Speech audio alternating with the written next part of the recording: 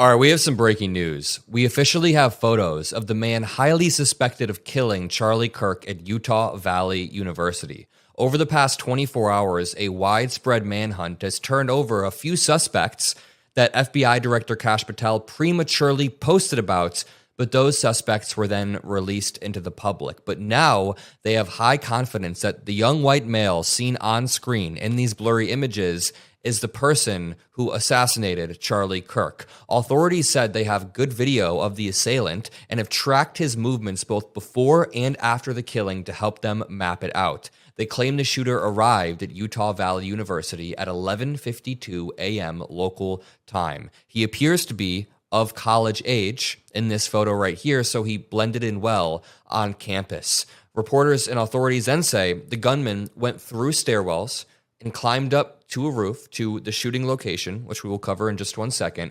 And after the shooting, they were able to track his movements as he moved to the other side of the building, jumped off of the building, and fled off of the campus into a nearby neighborhood, according to local authorities. The investigators also worked through all of those neighborhoods, contacted people with doorbell cameras, thoroughly worked through the communities to find out who the hell this is and where he is, but they still have no answers. So they subsequently had to post, quote, "We are asking for the public's help identifying this person of interest in connection with the fatal shooting of Charlie Kirk at Utah Valley University." They posted a link for digital media tips. While this investigation was happening, Donald Trump was at a 9/11 commemoration event. I was making a separate video about this because he does not look to be in the best of shape during this event. I want to play this clip for you all.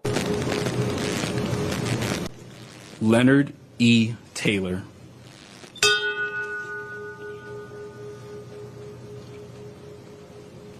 Sandra C. Taylor.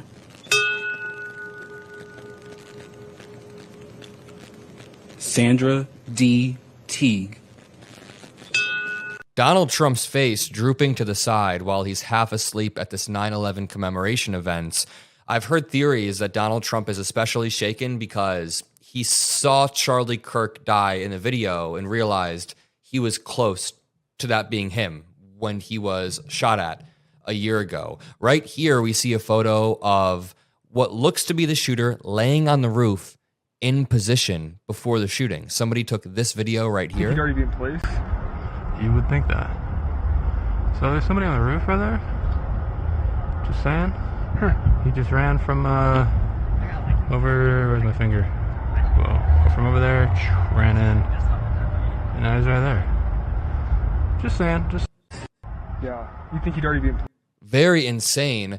And I also want to just point out, it's worth remembering that Kash Patel just fired the highly regarded head of the FBI field office in Salt Lake City a few weeks ago for reasons that are unclear. This is very important to point out because the FBI and multiple other agencies have been defunded, their resources have been allocated to other areas to focus on immigration, and that has caused a sloppy manhunt where multiple announcements were made and then subsequently retracted. It's also worth pointing out that Utah recently changed their state laws to allow guns on campus. Even beyond the politics of this all, we don't know the politics of the shooter whatsoever. Let's just stick to what we do know, and that is that gun violence is increasing rapidly in this era, and it's due to the accessibility in America. The unique amount of accessibility causes the shooting in Colorado yesterday, the shooting in Utah yesterday. I'm sure there were multiple more that didn't make national news. But this reads, high-ranking FBI job losses disproportionately hurt women,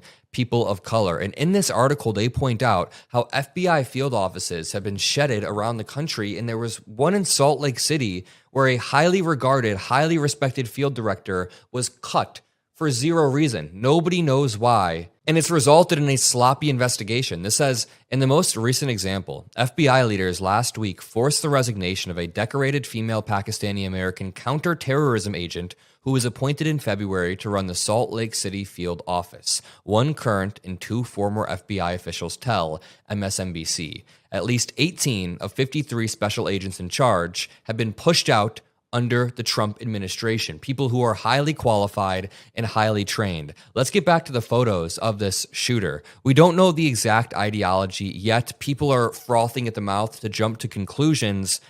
We will figure that out as the investigation unfolds, but from the photo, I see a young white male who does look to be in his mid-20s wearing a shirt that may have an American flag on it and an eagle on it. He could have been trying to blend in, or this could have been his actual ideology. We don't know. We don't know whatsoever. We have a second photo of him walking from this angle right here. There are also reports that a screwdriver was recovered near the shooting site on the roof, meaning he assembled and disassembled a gun when deemed necessary. That means he likely had some sort of experience or training or game plan in mind to escape.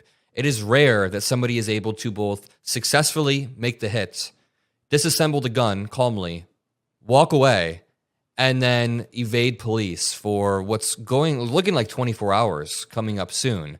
So the manhunt continues, and while this is happening, I'm not very confident in the leaders that we have in our country. FBI Director Kash Patel seems to be indiscriminately cutting other field agents across the country. It seems like police resources being allocated straight up to immigration have hurt this investigation, and there's no reality in which a 25-year-old skinny dude should be able to evade our country's law enforcement. But again, here's Donald Trump at the funeral today. Here's a longer extended version of the clip.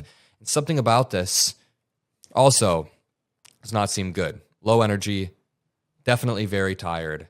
He could have been up all night thinking about Charlie Kirk mourning. I'm sure he's full of grief. It's hard for people I'm sure it's rough for people that knew Charlie Kirk, but at the end of the day, Democrats have nothing to apologize for. I don't want to see a single Democrat saying sorry for any reason. In fact, Elizabeth Warren may have had the best take on this. When she was asked, she says, why would we say sorry for anything? Oh, please.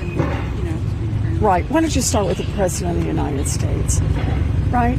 And every ugly meme he has posted and every ugly word.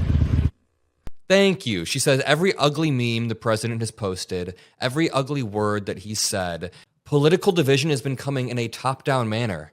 I live and work in the city of Chicago, and just last week, Donald Trump posted an AI image of Chicago under war, saying the Department of War is coming, or you're about to find out why it's called the Department of War, which is a direct threat, saying that the military is going to invade Chicago. I'm not using one instance to undermine the severity of another. I'm just saying when this rhetoric, this top-down rhetoric is coming in such an inflammatory manner, then it only stokes division in the country. What did Donald Trump do last night after Charlie Kirk was pronounced dead? Rather than using this as an opportunity to unify the country and say, listen, we should tone down the rhetoric and lead us somewhere. I can't even say this with a straight face. Of course, Trump would never say tone down the rhetoric, but any normal president would. And instead of doing that, Donald Trump decided to sit there in the Oval Office in dark, eerie, grim lighting and blame this on radical leftists, Democratic organizations, when we don't know who this is. We don't know who the shooter is. And it's not safe for me to speculate, but I'm not going to speculate, but there have been a few theories online that I will run you all through. One theory is that this person is a far-right groyper, Nick Fuentes type, who is wearing America merch that didn't like Charlie Kirk. Some people think that. Some people think it's more likely that it was a far leftist, like an anarchist, somebody who just wants to accelerate the political division and cause anarchy. Some people think it could be a liberal, like a normie liberal dude who just disagrees with Charlie Kirk. And some people think it could be a false flag or it could be a staged event.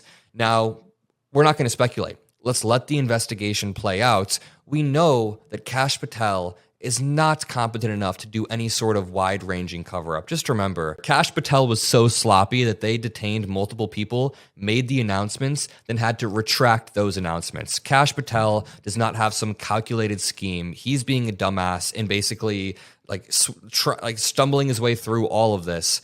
So I don't buy that Kash Patel is playing 4D chess and he's a few steps ahead of us and he's staging some of it. No, I think he just doesn't know what he's doing. Either way, let's find the shooter. Let's continue to cover things responsibly, and I love you all. Peace out.